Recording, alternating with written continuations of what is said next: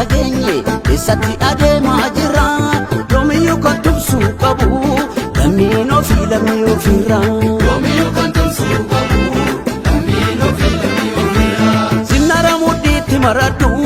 kilaashin caalu shubbuutiini ni qabna dhaloota hunda caalu biyya abbaa koodiin hin dhaalu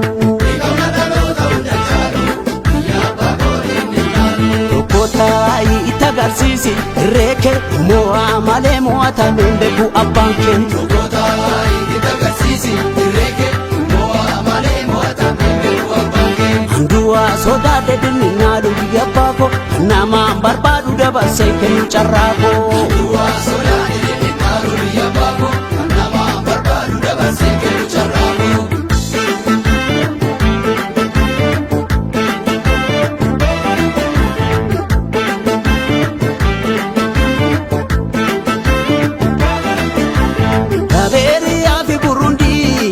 Sudan Koreas danera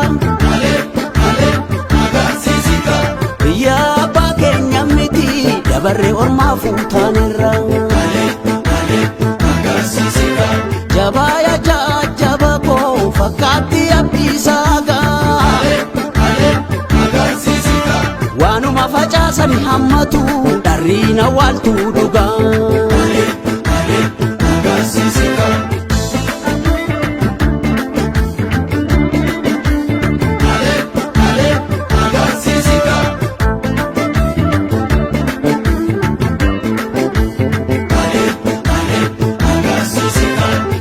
Kaya kanisa laga keransi wali naida kaya kanisa laga keransi wali naida medaki kubadu keransi wali naida wangoni tijiru keransi wali naida nane se wadale keransi wali naida akadina jiru keransi wali naida kaya kanisa laga keransi wali naida kaya kanisa laga keransi wali naida Keransi wali naika Keransi wali naika Keransi wali naika Keransi wali naika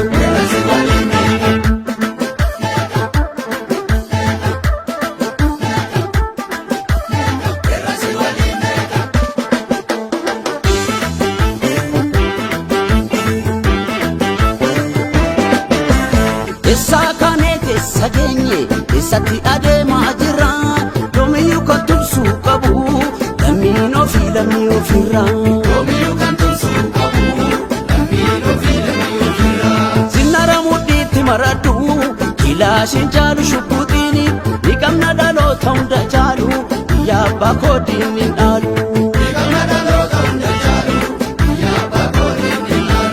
Kotai itagarsiisi reke moa male moa tamende ku abanke Kotai itagarsiisi reke moa male moa tamende ku abanke Andua soda de dinnalu yabako nama barbadu da baseke nucharako Andua soda de dinnalu yabako nama barbadu da baseke nucharako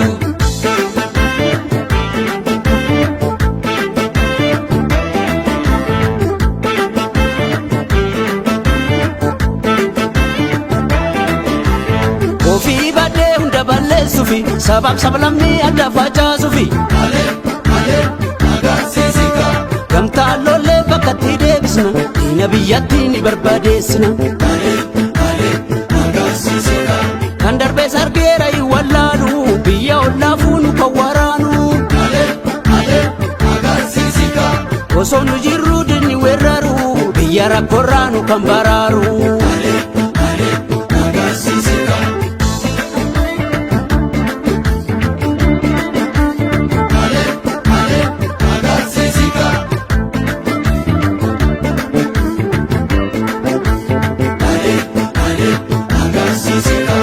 Kaya kanisa laga keransi wali naida kaya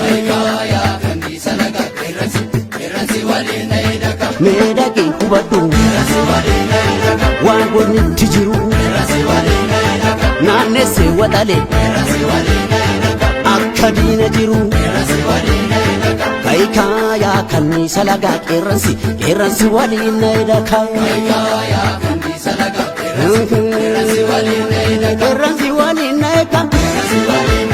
Qeerransi waliin neeka